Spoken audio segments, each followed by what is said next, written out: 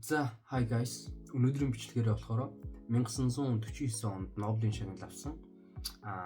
Авахта анагаах ухааны салбарт Нобелийн шагнал авсан. Гэхдээ өнөөдрийг хүртэл маш олон хүмүүсийн шүүмжлэлийг дагуулсан нэгэн мэс заслын талаар ярих бэлэн болсон байна. Тэгээд энэ мэс заслын нэр бол lobotomy. Тэгээд яг ямар хүн энэ мэс заслыг хийх вэ? Яг юун дээр суурилж яаж энэ мэс засал одоо төрөн гарч ирвэ гэдэг талаар ярих бэлэн болсон байна. За.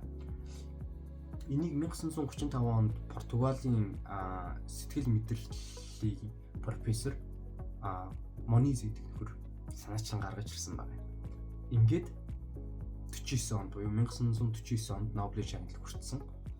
Энэ нь болохоор за сэтгэл мэдрэлийн өвчтэй, галзуугийн шинж тэмдэгтэй, тэгээд төргөн ууртай, уураа хийж чаддаггүй, сэтгэл хөдлөлөө хийж чаддаггүй, сэтгэл готролд орсон, депресд орсон, ер нь сэтгэл хөдлөлтөй хамааралтай тэр хүмүүсийг эмчлэхэд ерөнхийдөө туслах мэслийн арга. Тэгээд ямар мэслийн арга вэ гэж? Хүний тархины урд хэсэг буюу урд дэлбэнг ийм жижигхэн цүүцээр, жижигхэн алхаар нүдний ухрахаар дамжуулан хадаад гэмтээснээр тэр хүний энэ асуудал нь алга болно гэсэн ерөнхийдөө онол буюу ийм мэслийг санаачлаад энэ хэрэгжиж эхэлсэн. Анх маш олон хүмүүстээр туршилт явуулсан. Тэгээд маш олон хүмүүс амьдсаа алдсан. Заримын хувьд одоо сайжирсан гэж тухайн үедээ одоо дүгнэлт гараад бичигдсэн. Яг гэхээр сэтгэл готролд орсон, стресс, депресд орсон хүмүүс, жоохон галзуугийн шинж тэмдэгтэй, айдас төвшөртэй байдаг хүмүүсийн царай бол байнгын тийм хэцүү байдалтай байдаг гэсэн заяа. Тэгээд тэр хүмүүс энэ мэслэлд орсны дараа энийгэл урд өмнөхөөсөө илүү сайхан буюу тайван аашсантай болсныг ерөнхийдөө анзаараад дүгнэлт гаргасан. Ингээд энэ бол үнэхээр том нээлт гэж чадчихэ гэж хүн болгон одоо шагшин магтаад тэгээд шагшин магтан чаашаа юм битээ. Тэгээд ер нь энэ мэслэлийг хийдэг бас энэ ер нь 10 минутын дотор хийгдэн. Тэгээд энэ мэслэлийг хийхэд тухайн эмчид юу байх ёстой вэ гэвэл нарийнхан мөсний хадуур тэгээд дээрээс нь жижиг алах байхад л хангалттай. Ингээд таны нүдний ишээгээ хадаад урд хэсгийн тэрхээ чинь гимтээ. Тэгээд гимтэхт ерөнхийдөө ингээл цоолчж ийн гэсэн үг шүү дээ. Тэгээд таны урд дэлбэн буюу тархины урд хэсэг чинь тодорхой хэмжээний саадлах гарна. Ингэснээр сэтгэл хөдлөлттэй холбоотой бүх асуудлууд чинь ер нь ингээд ажиллахгүй болно л гэсэн үг. Тэгээд тархины урд хэсгийн дэлбэн нь ямар одоо үр гүйцэтгэдэг юм бэ гэхээр нэгдүгээрт ямарваа нэгэн зүйлийг төлөвлөх. Тэгээд дээрэс нь төсөөлөх, ургуулan бодох, альва зүйлийг аль нь зөв, аль нь буруу, аль нь чухал вэ гэдгийг эргцүүлэх чадвар гэд маш олон сэтгэл хөдлөлтөй холбоотой чадваруудыг ерөнхийдөө урд тархины урд дэлбэн одоо ажилуулж идэх гэсэн. Тэгээд энийг гэмтээчгээр тухайн хүмүүс зүгээр л юм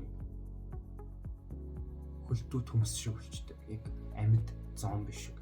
Тэгээд энэ мэслэлд орсон маш олон хүмүүс зүгээр л амьд ургамал гэж хэлдэг шүү дээ. Ингээд амьд хэрнийг хөдөлдөггүй юм ургамлууд болсон. Тэгээд маш олон хүмүүс хөгжлийн бэрхшээлт болсон. Америкийн нэгдсэн улс жилд 5,000 хүн энэ одоо мэслэлийг хийх гэж эхэлсэн.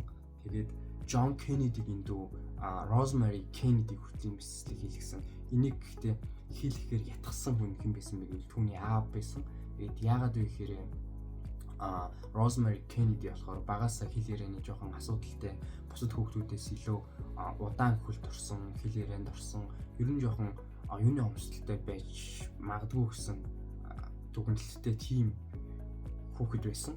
Ингээд аав нь одоо санал болгосноор энэ мэслэлд орсны дараа насаараа дахир дутуу ер нь хөгжлийн бэрхшээлтэй болсон байна.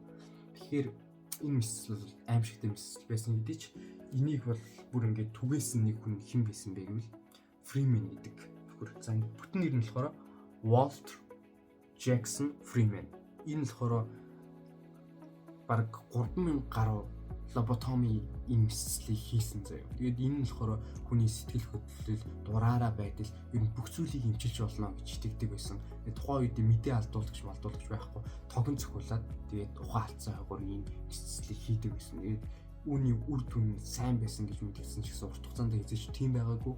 Тэгээд маш олон хүмүүс хуучин шигэ байж байгаа байсан. Ингээд ажил хөдөлмөр эрхлэх үгийн боломжгүй болно. Тэгээд дээрэс нь яг одоо ингээд бодонгууд 1935 онд нас эхэлсэн заяа. Тэгээд ер нь 50 хэдэн он хүртэл явчихж байгаа. 52 он хүртэл яваад хариуцлагатад эхэлж байгаа байхгүй юу? Хамгийн анх зөвлөлт холбоот улс хариуцлаад, Европын улсууд хариуцлаад тэгэнгүүт яг энэ он цагийг харах юм бол дэлхийн 2 дугаар дайны үеэр тэгээд дэлхийн 2 дугаар дайнд дуусны дараа энэ мэдсэл ерөнхийдөө яг гарч ирээд ингээд явж исэн гэсэн хүмүүс санал болгоход тэгэхээр тэр үед мэдээж хэрэг дэлхийд дахинд маш олон хүмүүс сэтгэл готрол, хямрал, депресд орсон байх нь ойлгомжтой. Тэгэнгүүт та одоо ингээд сэтгэл готролтой ингээд асуудал танд байна уу? Тэгвэл тань магадгүй энэ лоботоми гэдэг мэдсэл хэрэгтэй байж болох юм а гэсэн юм суртал ухуулгууд хүртэл ингээд явдаг гэсэн байгаа байхгүй.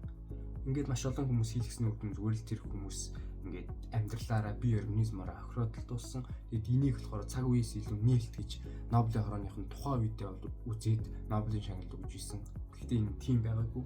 Ийм аимшигтай эрсцгий мэдсэлийн нэг одоо хэлбэр байсан байгаа маань. Одоо бол мэдээж хэрэг бүгднийг хоригдсан байгаа. Тэгээд лоботоми гэдэг нэр нь болохоор лобус гэдэг нэр нь болохоор тархины урд дэлбэн гэсэн юм өгөхөд утгатай. Тэгээд томи гэдэг нь болохоор хэрчиг зүсэх одоо авах гэсэн грек үгийг нийлүүлээд лоботоми гэдэг мэдсэл ерөнхийдөө гарсан. Энэ нэрийг болохоор Фримен гэдэг төхнөрөө өгсөн байна. Тэгээд ийм байна. Энэ мэдслийг хийлгэснээр маш олон хүн тархиндаа цус алдах, аль эсвэл биеийг контролдож чадахгүй болох, таталт өгөх гээд тухайн үедээ нас барах ингээд маш олон хүндрэлүүд байсан.